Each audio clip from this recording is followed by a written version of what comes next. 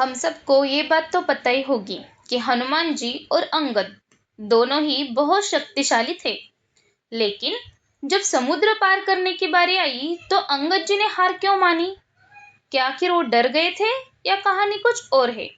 चलो तो शुरुआत करते हैं और समझते हैं इसके पीछे की हकीकत।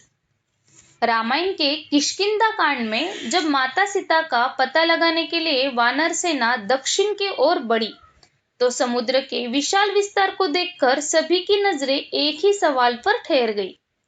कौन इतना शक्तिशाली है जो इस अनंत समुद्र को पार कर लंका तक पहुंच सके?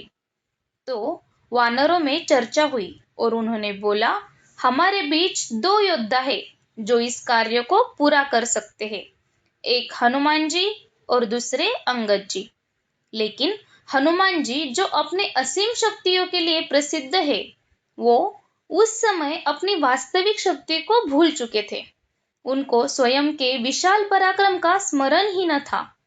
तभी जामवंत आगे आते हैं। जामवंत जी जिन्होंने वर्षों तक वानरों को मार्गदर्शन किया। जामवंत जी हनुमान जी को बताते हैं, हे हनुमान, तू भूल गया है कि तू अनंत शक्तियों का धनी है। तू हवा में उड़ सकता है, पर्वतों को उठा सकता है और समुद्र को भी पार कर सकता है। याद कर अपनी महानता। जामवंत की यह बात सुनकर हनुमान जी के मन में शक्ति की लहर दौड़ गई। उनका साहस फिर से जाग उठा। दूसरी ओर थे अंगद। अपनी विशाल शारीरिक शक्ति और साहस के लिए पूरे वानर लोक में विख्यात थे। उनका नाम सुनते ही सभी वानर श्रद्धा से सिर झुकाते थे।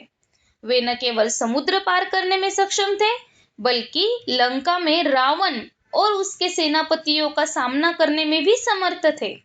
लेकिन अंगद के पराक्रम के सामने एक अदृश्य बाधा थी, एक प्राचीन श्राप।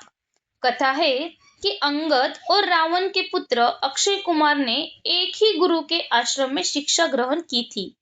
अंगद अपनी शारीरिक ताकत के कारण अक्सर अक्षय को हल्के थप्पड़ मार दिया करता, पर उनकी शक्ति इतनी प्रबल थी कि ये थप्पड़ अक्षय कुमार के लिए असहनीय थे। कई बार वो बेहोश हो जाते।